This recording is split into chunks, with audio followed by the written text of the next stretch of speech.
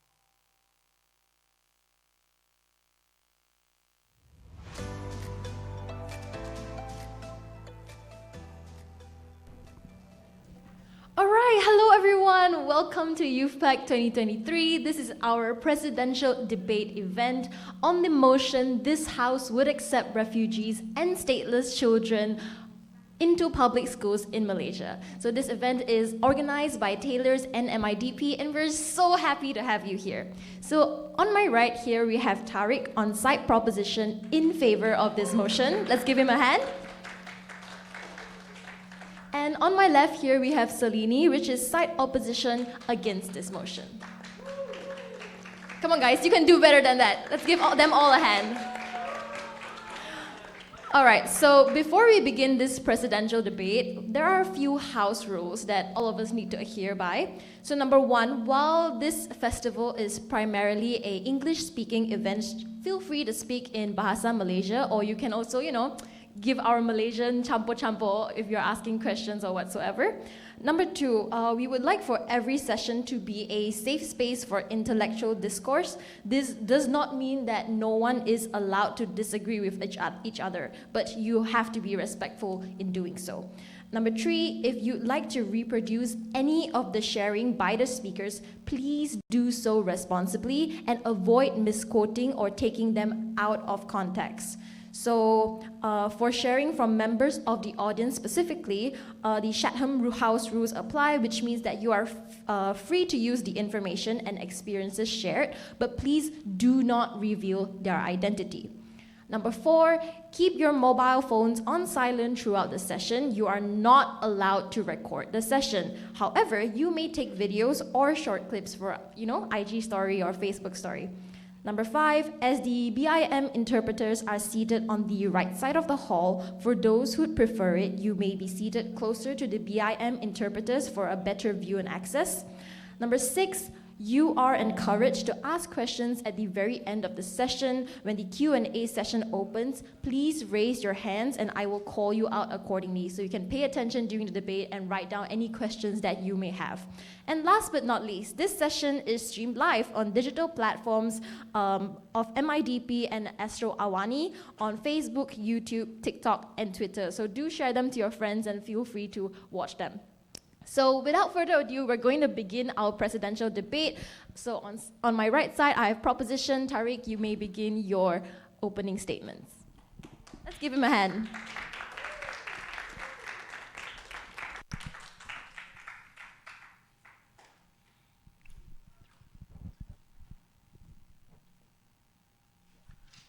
Thanks very much, Elise.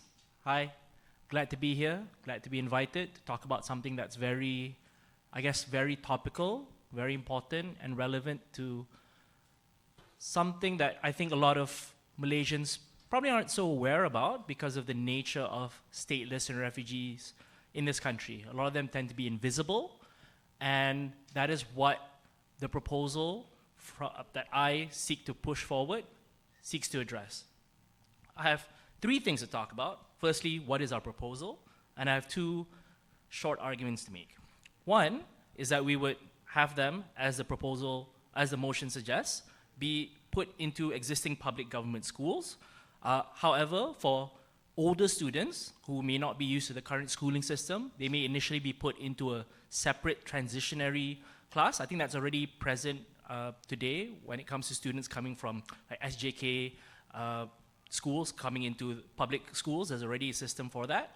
Just to get them used to the rules and the norms of these classes in general, right?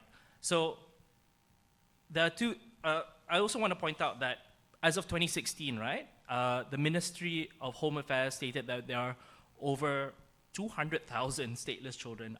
Obviously that statistic is a while back. I think there's been more recent statistics, but it just gives you a sense of the scale of the kind of problem that we're trying to address here. Okay, I have 2 arguments here to make. Firstly is the idea of equality. Secondly is the idea of socialization. Firstly, I don't think this is that contentious, but I think this is a point that needs to be made anyway, is that in Malaysia, sometimes we need to push forward this idea that everyone should have equal access to public education, right?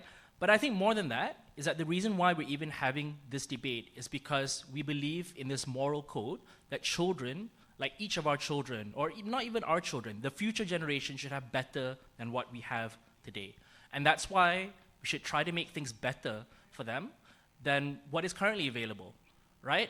The fact that most stateless children do not have access to schooling is a travesty. I think it's an injustice. And it's something that I don't think is something that you and I should be okay with. This idea that some child out there is unable to get used to the idea of I've heard even that there are some stateless and refugee children who are not used to the concept of what tables and chairs are in classrooms because they haven't been socialized to understand that different people have different seats or different people have different assigned seats, right?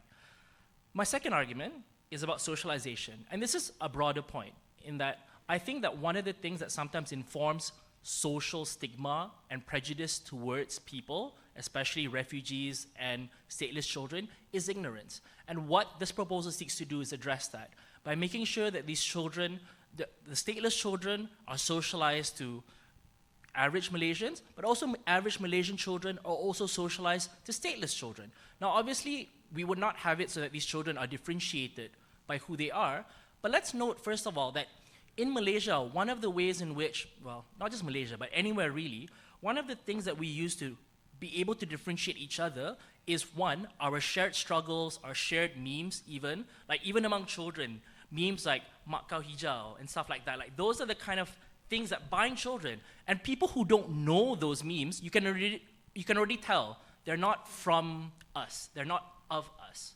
Similarly, for people who don't share a similar exposure to the same public school system, is a way for people to justify prejudice and discrimination against them because you know they are not of us.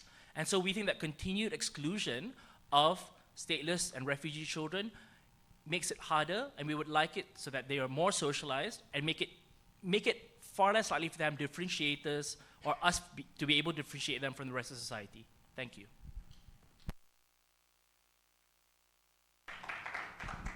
Thank you so much, Tariq, for your opening statement. Now we will move on to side opposition. Salini, you may begin. Thank you for the invite. You see, I agree. Right to education is very important. And it's not just crucial for upliftment or for the sake of, adhering to basic human rights standards of equality, but it's also important for survival. However, what I don't agree is to execute this through bringing them into public schools or through public education. What I would propose, right, my counter proposal would be, assuming the government has the readiness to help and a fair amount of funding, they should do this by funding private alternative learning centers, ALCs, or community learning centers, CACs. And in Malaysia, in fact, since 1970, we already have been operating ALCs and CLCs around the country, right? It's not new. It is lacking funding, and that's what we should change.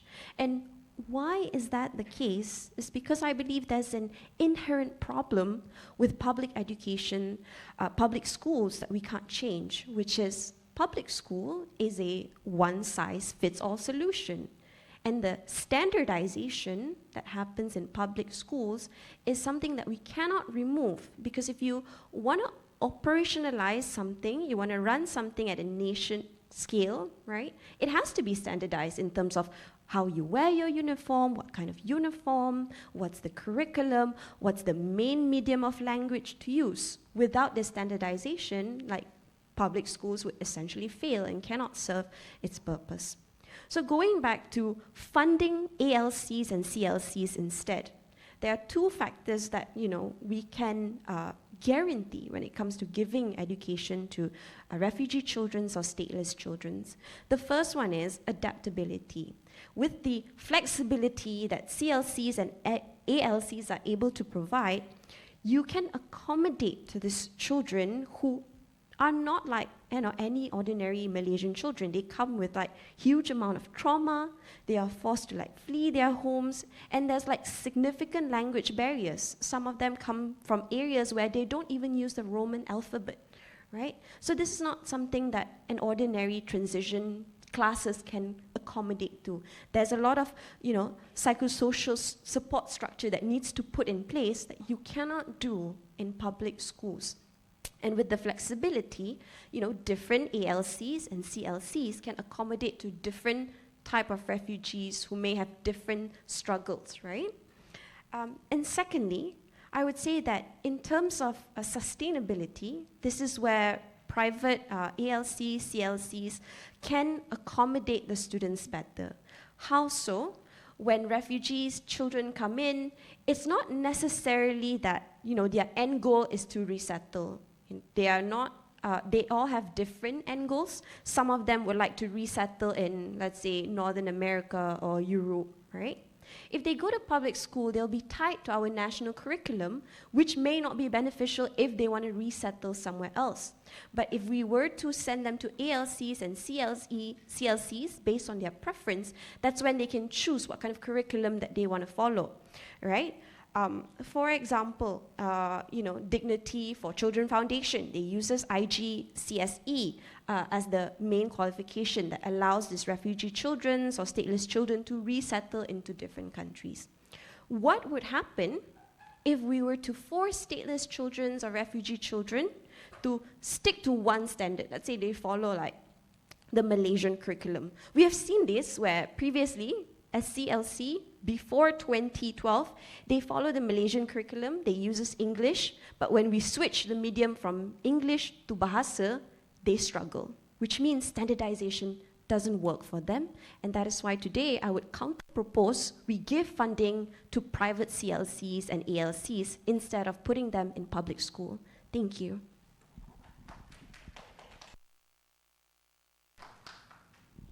All right, thank you so much, Selini and Tariq, for their opening statements. So now we'll come to the time of the moderated rebuttals. All right, so in Selini's speech, the thing that she mentioned most and the issue she focused on most was that public schools have often a one-size-fits-all solution, and this often leads to standardization. So I'm quite sure, Tariq, you might have something you want to address based on what Selini said on that. Sure. I think that standardization is not a bad thing. I think that having a shared, that was the whole point of my point, really, which is that having it standard means that we have a shared social experience. But I think more than that is, speaking to one of her other points about resettlement, is that resettlement usually takes years. And in the time in which these children will spend their time waiting for their turn to be resettled elsewhere, I think the question should be asked, who are they going to mix with in the meantime? Are they going to socialize with other Malaysian children? Or are they just going to keep to themselves? And I think that putting them in an environment where they only mix with themselves can be very dangerous to their ability to socialize and mix with other Malaysians. All right, thank you, Tariq. So Selini, Tariq responded to that by saying that, resettlement is something that takes a very long time. Not a lot of refugees and stateless children would often opt for that, maybe because of funds and things like that. So then he brought up his point again on socialization, how it's harder for them to, erase the prejudice towards them if they don't go into public schools. So what do you think about that? I don't agree with that, obviously. I think the importance of resettlement is quite underrated at the moment, right? I think resettlement is actually very important, especially if, let's say, you are a refugee in a country that may not support your basic right. In that sense, your survivability means being able to move in a country that better protects your right, that gives you better access to basic services. I do admit that perhaps for the first few years, it will be difficult if you don't adapt to the local language. But let's be honest, if they go to public schools, it's not like they will immediately pick up the language, immediately be accepted. We have stateless children who went through Darjah 1 until Darjah 6, who can speak Bahasa perfectly fine, but they are still not being accepted just because on document they are not a Malaysian, right? In that case, I don't think we should lock their entire option of being able to move somewhere where they can be accepted just because we want to try to settle them within the first 2 to 3 years, for example. All right, thank you, Selini. So Tariq, what do you think about what Selini said about resettlement and how this is something that is not that hard and sometimes refugees and stateless children should be given the option to do that? Well, firstly, I don't think our education system is that bad. 1. 2, I think that math and science is the same everywhere else, in that addition, division, whatever you learn in Malaysian schools that is applicable is stuff that you also learn in other places. Only stuff like Bahasa Malaysia, maybe our history or geography can be slightly different, but I think a lot of the things that we share in terms of even how we create our curriculum is based on how other countries do their curriculum. So I don't think it's fair for you to say that just because they're planning to resettle in North America or in Europe, there will be vast differences in the curriculum that whatever they learn here can't really be transposed there as well. Back on that, I would also like to ask another question towards Tariq, because Selini also mentioned in her response towards you previously that one of the biggest issues of incorporating these children is the language barrier. So what do you have to say about that?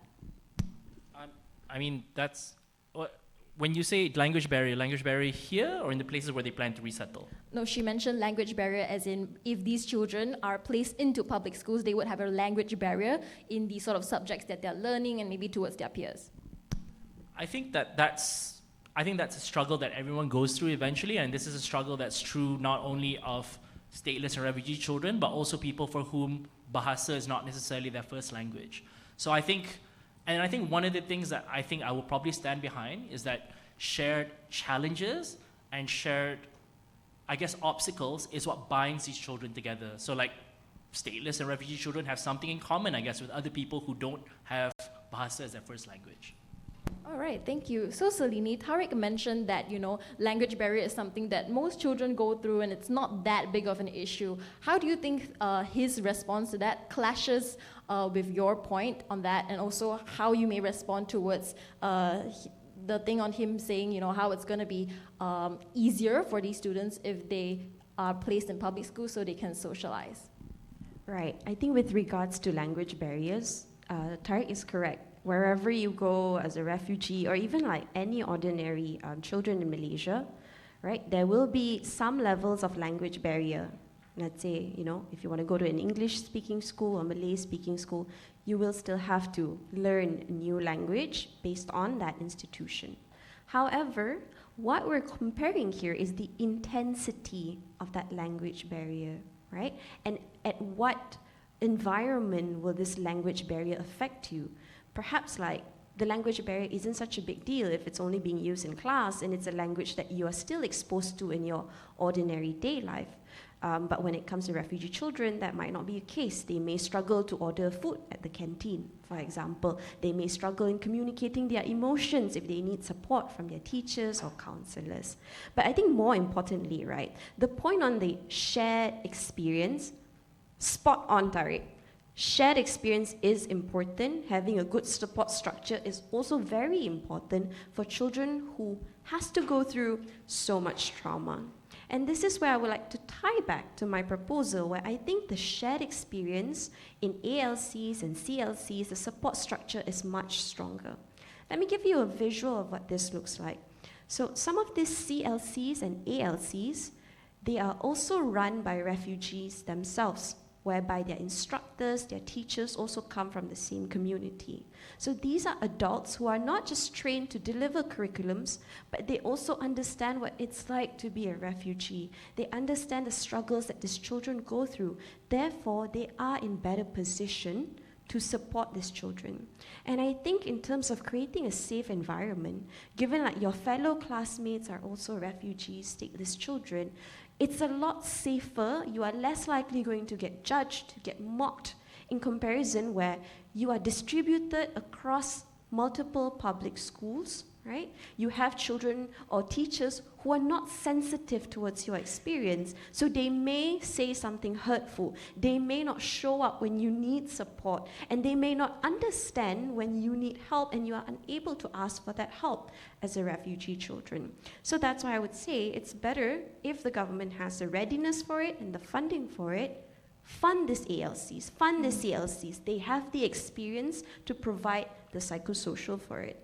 All right, thank you, Selini. So Tariq, what do you think about Selini's point on, how these shared lived experiences of these children would be better in these separate ALCs and CECs?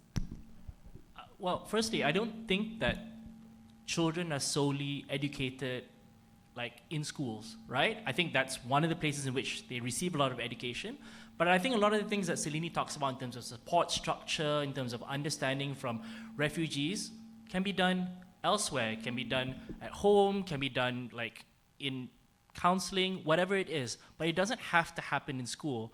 So I just think that where they are able to mix with other people, that's the priority there. Because I think the point of schools is not just for education, but it serves a purpose in terms of creating people who are able to relate to one another and to dissolve racial or class, I guess, differences. But I think one question I actually really like to really ask here is, do you think the children themselves would feel content knowing that they're being excluded from mixing with other people in society as well?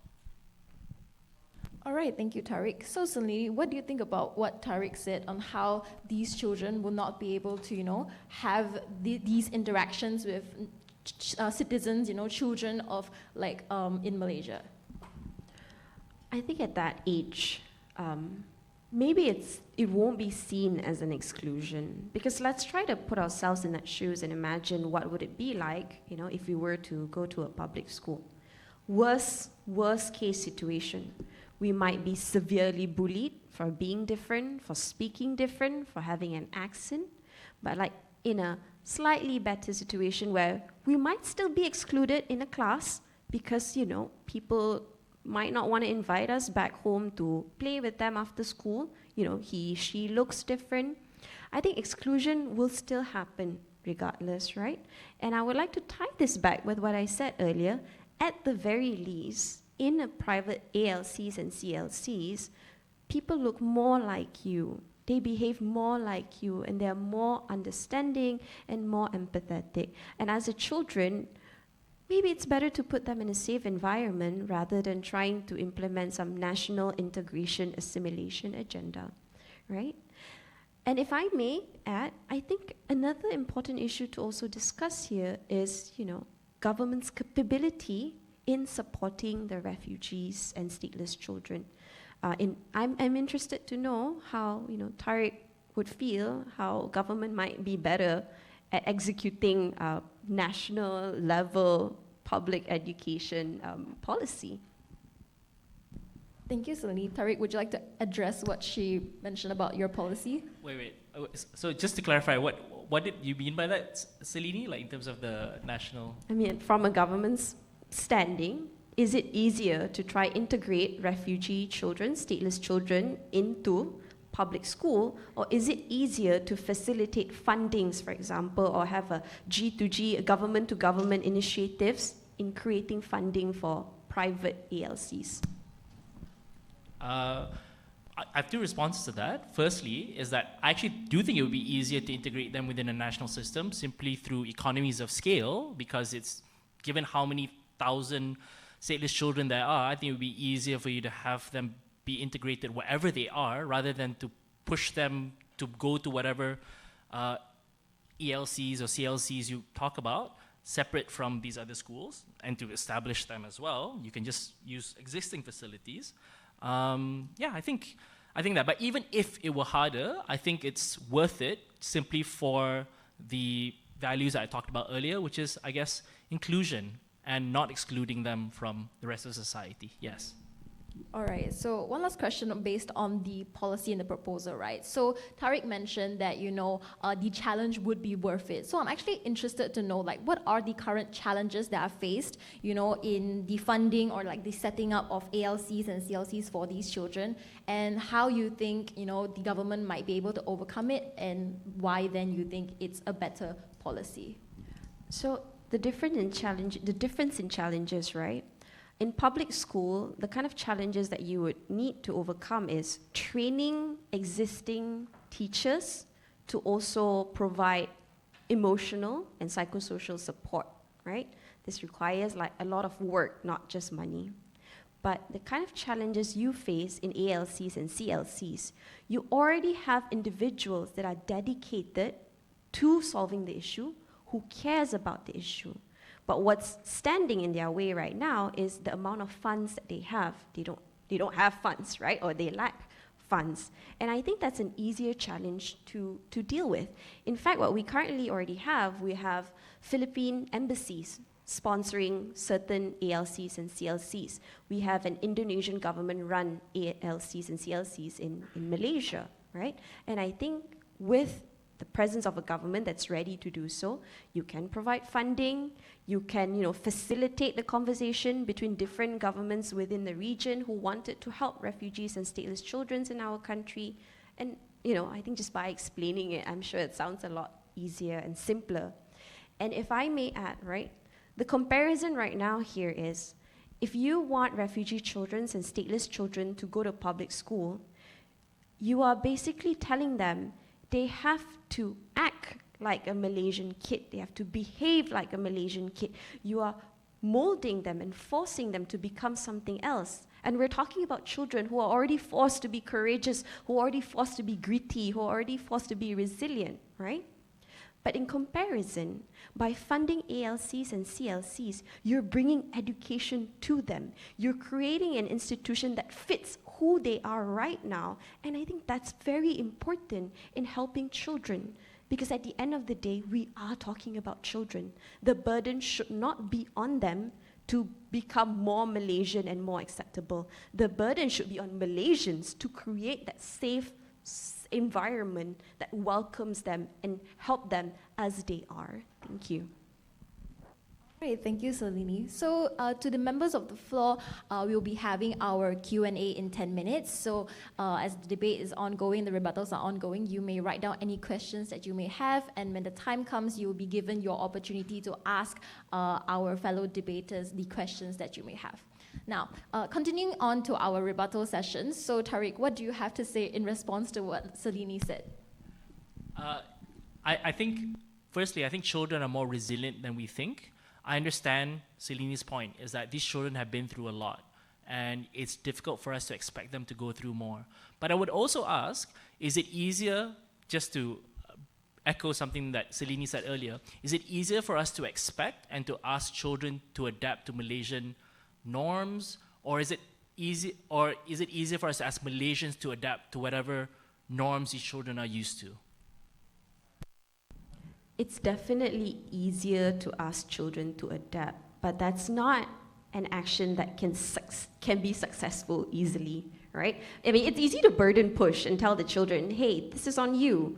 You're the one who's supposed to adapt. You should understand what is mak kau hijau, rather than being the adult that tells them, hey, this is what it means, right? Or like try to create jokes, that is acceptable in their culture. Learn, their ways and make them feel welcome and accepted.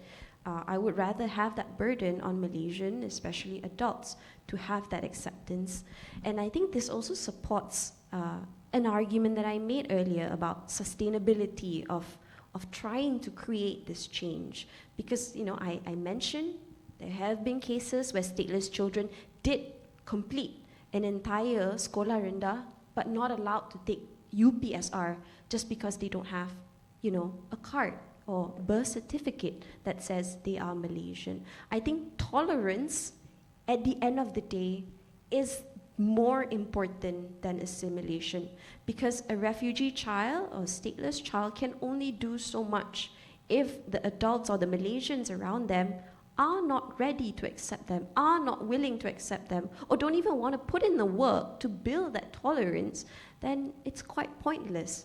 And if that's going to be the situation, then don't bring them in public school, train them in a different curriculum, increase their chance at resettlement if we're not ready to accept them, if we don't have the tolerance to accept them. Thank you.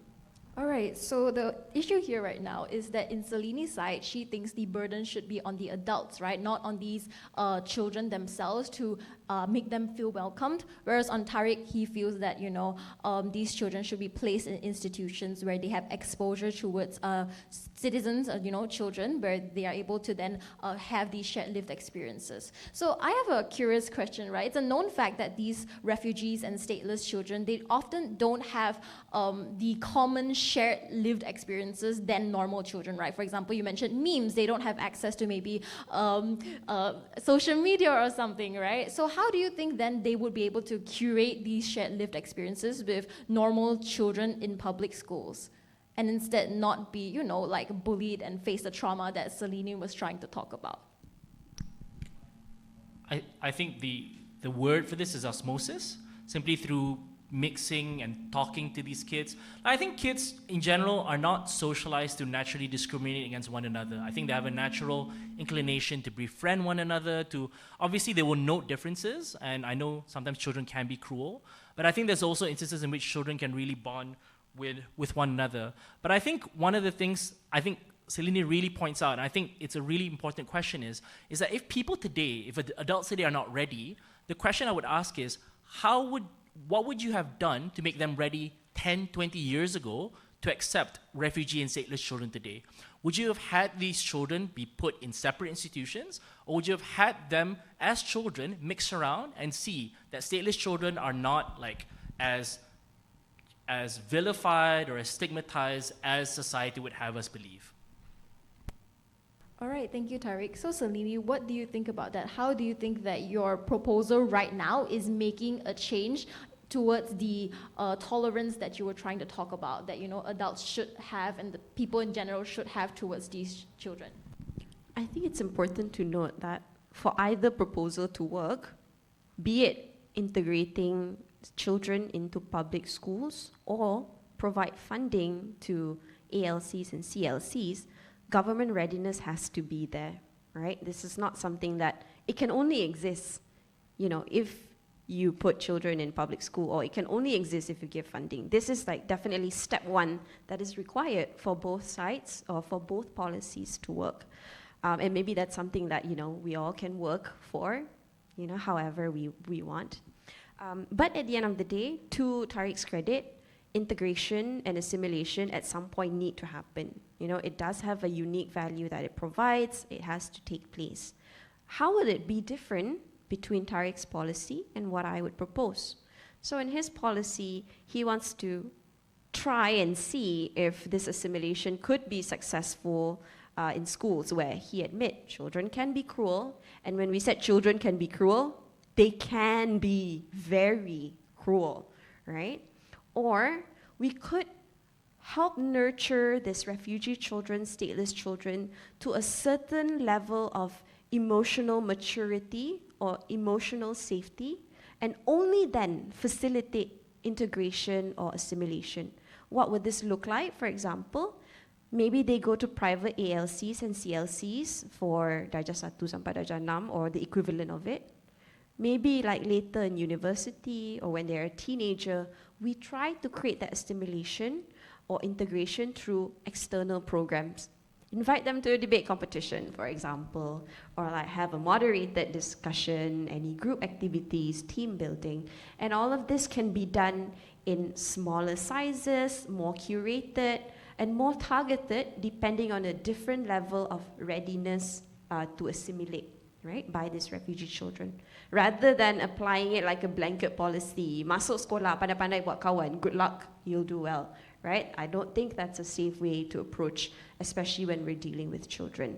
You're right, children are resilient, but do they have to be? Is that really the burden we want to put on them? All right, thank you, Salini. So, Tariq, what do you have to say about Salini's later integration proposal versus your earlier integration proposal? I mean, honestly, I think it's a great idea, but I think that, I think the later we push it, the harder it gets sometimes, because, I mean, there is something to be said for having, there's a reason why we talk a lot about why kindergarten and preschool years are the most, very important years for the child's identity forming, right? It's because it's the formative years, and it's a lot of, so it's not just, my proposal doesn't just deal with the benefits for the stateless children, but also the benefits to the other Malaysian children and why it would help shape their identities to have exposure to these children at a young age. So it's not just for the benefit of these stateless children, but for other children as well. I understand that there may be obstacles and it may be painful, but I think a lot of growing up is really about working through those growing pains. All right, so we are at our last 3 to 4 minutes of our moderated rebuttal. So I'll give both opposition and proposition, one last chance to maybe wrap up or answer any questions that were not discussed during the rebuttals and anything else you would like to address. So let's start with Salini. Thank you. Right. I like that Tariq brought up, you can give external benefits, not just to refugee kids and stateless kids. That reminds me of the fact that it reminds me of the fact that if we were to proceed with funding ALCs and CLCs, the funding doesn't just benefit the children, but it benefits the community. Because at the end of the day, the ALCs and CLCs, they are run by refugees themselves. That means you are also training the adults to become better educators, equip them with skills that might be helpful to them when they resettle. They can become educators, they can become someone who assists this transitionary phase. And essentially, you're creating a more sustainable ecosystem on how do people react and respond when refugees come in and in providing that particular support. But, to a certain extent, I agree with Tariq, maybe acceptance by Malaysian children need to be implemented, and perhaps that's something that is being deprioritized in my proposal. Thank you. All right, thank you, Salini. Now, Tariq, the floor is yours. I think Salini has a lot of great ideas. And unfortunately, because of the nature of the format, we have to oppose each other. But I think at the end of the day, the government has a duty not only to the most vulnerable people in society, especially children, but also to society in general.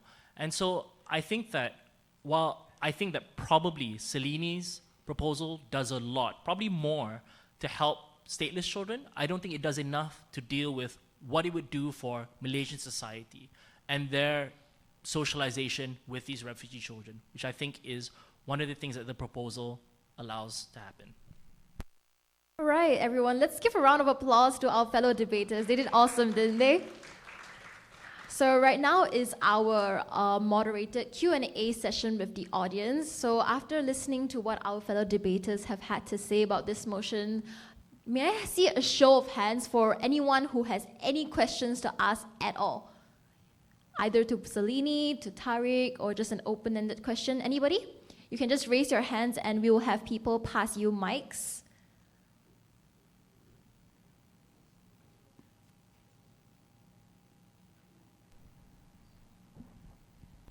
Hello, my name is Wala. My question would be more suitable for Salini, I guess, because I kind of agree that refugees should start their education in a separated institution, understanding that their circumstances are definitely different than the locals. And my question is, what would be the suitable age for the refugees to start their education? Because speaking from experience, I actually went to teach refugees children before, and their level of education is definitely different than the locals, because I was teaching like science and mathematics of standard 2 to 3 to refugees aged 11 to 12. So that shows like the gap. So yeah, thank you. Thank you so much for the question, Wala. And it's an amazing thing that you do for those children. With regards to your question as to what age would be appropriate, I think this goes back to my point on how ALCs and CLCs are unique in a sense where they can accommodate to different requirements. And the requirements we're talking about specifically here is that age level and level of understanding, right? And that's why if we observe, different ALCs and CLCs in Malaysia, they have different curriculum, right? It's not like how in public school where if you're in Darjah 1, you have to be 7 years old. It's not like tied to an age. It really depends on their level of understanding, ability to read and write, and curriculum will be adjusted to them to match, their abilities, and those things will be assessed by the different groups, organizations themselves that run ALCs and CLCs. I know that doesn't directly answer your question. I think it merely provides context to help you understand the situation. All right, thank you, Salini, for answering. Thank you, Wala, for your question. All right, we have another question up there. Testing. Hello, my name is Hasbul. I'm a current year student. So I have a question for Tariq. So currently, our government already believes in and practices vernacular schools where students can learn and grow based on their best interests. So would a system which is designed specifically for these stateless children be better for them, assuming that it's already in line with the current beliefs and the policies of the government right now? I mean, I suppose if it would be easier for them to be in vernacular schools where they can learn to speak Tamil or Mandarin, I suppose it would make sense. The point is that they should be attending government schools with other Malaysians. That's, I think, the broader point, I guess. That's, yeah. So, but broadly, I think the preference is to have them attend your general public school where everyone's speaking in Bahasa Malaysia generally. But if, for example, they may find it easier, I guess, to mix in that school, I guess, yeah, why not? All right, thank you, Tariq. We have another question here. Hi, my name is Priscilla. This question comes from me, who is actually a stateless person myself. Why would people like me be very, I'm sorry. Sorry. It's alright, no worries, take your time. I just want to know, I found it out very late in life because I'm in 17 now. Why the government isn't like doing more to like, how you say, to attend to people who are refugees and stateless people when they do have the money? And for me, I'm very like emotional when it comes to this because I feel like for me, I am privileged enough to get an education in my public school, then transfer it to a private school, international school, sorry. And when it came to that time, I found out that I would be stateless. And why do the government not try to like promote these stateless, how you say, organizations? And why is it like that? Because I'm still waiting for the day that I would be able to get a passport and my IC, and it takes like, my mom said it takes like more than like 2 to 4 years, and I'm still waiting on it. And I just want to know, would there be hope in that way? Because I'm still waiting. All right, thank you so much for your question. Before that, I want to say you're very, very brave for coming here and asking that question. So I feel like both Tariq and Salini would like to address this. Maybe Tariq, you can go first.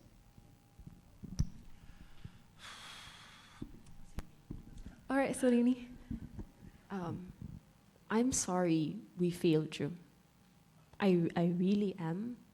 You're not emotional. It's a very valid concern. Why does the government do that? Trust me, I'm also asking the same question. I'm sure a lot of people in this room are also asking the same question. Why are they not doing more when they can? And I suppose that's because there's lack of awareness and lack of tolerance, which is completely unfair. And I'm not sure how long this is going to happen, if it's going to happen forever. But what I would assure you, at least in this room, there's more than one person who's willing to do whatever they can to change that. And the fact that MIDP and Taylors are having this discussion is because they want to create that change. And hopefully people in your generation, assuming I'm old, would do better at carrying that mandate and creating that change. Thank you, Salini. Tariq? Yeah, Celine is absolutely right. I think, though, that there is hope. I think in the past few months, there's been a lot of movement towards, firstly, I think in the federal court, there was a recognition towards like recognizing that mothers as well who are Malaysian can grant their citizenship to their children. So it wasn't just fathers before, that's one. Two, I think there was, I mean, it's kind of a qualified statement by the education minister to say that stateless children can attend public schools provided that one of their parents is Malaysian. So in the sense that prior to this, there was very little movement on it in terms of Malaysian awareness or Malaysian, even at the political, at the ministerial level.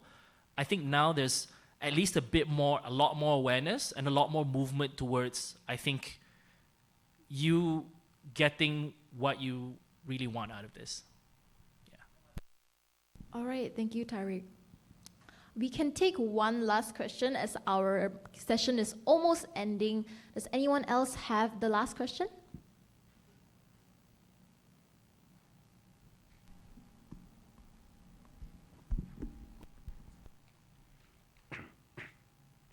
Hello, my name is Kwe. I'm 19 and I'm a student at Taylor's. My question will be directed for both Salini and Tariq.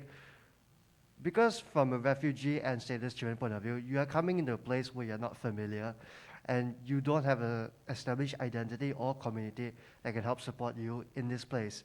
You have a new language barrier and a social barrier and even a currency barrier, economic barriers that prevent you from just simply accessing things for free or just going up to someone and being able to access it, how would both sides be able to how would both sides have a mechanism for providing that these people coming into Malaysia are able to access education adequately? And my second question is related to that. Even if there's a mechanism to enable people to enter into these systems, how would they slowly let people in step by step? Would there be a filter process? Would there be a background check? Or would you let people in regardless of qualification, age, or background? Thank you very much. All right, maybe Tariq, you'd like to respond to that first? I mean, so I don't think I'm able to really detail out to you a white paper policy right now, but I would fathom that I think my initial policy indicated that even for like initial students, especially older students who may have trouble integrating with the public school system, there would be an initial period in which they would be in a classroom, right? So there would be, so I'm answering your second question first. In the sense that I think that there would be ways in which you would try to really sift out, I think the word is triage, where people would go in terms of what school, what level they would go to. Of course, they would have its own challenges. In terms of your first question then, in terms of access to education, I think the challenges that refugee and stateless children face is the same, like if they were to resettle elsewhere, they would still face the same challenges in terms of language barrier, how do you communicate, how do you get used to the system of like the buying, selling things, even at the supermarket, that kind of thing. So I think that, I think both of us are not really against access to education. It's just a question of how do we achieve it and how do we achieve those goals of education, and whether or not education is simply like, I think both of us agree that it's also, there's a social element to it. There's a part in which we allow these children to exist in a space in which they're able to interact with other people in a safe way. All right, thank you, Tariq. Salini? Correct me if I'm wrong. If I were to recap your question, the first one is how does it help? How does the proposal help? And secondly, what's the step-by-step process, right? So again, to preface, I'm not an expert on this. It's a layman's opinion, right? But for my proposal, how it could help is if you know, some of the CLCs and ALCs, where they are established, is usually nearby a specific community of stateless individuals and refugees. And what would usually happen is that the kind of curriculum that they have, or the kind of, you know, how they run the centers would usually a reflection of how the community operates, right? Because the essential goal that they have is to help the closest community to them and accommodate to them.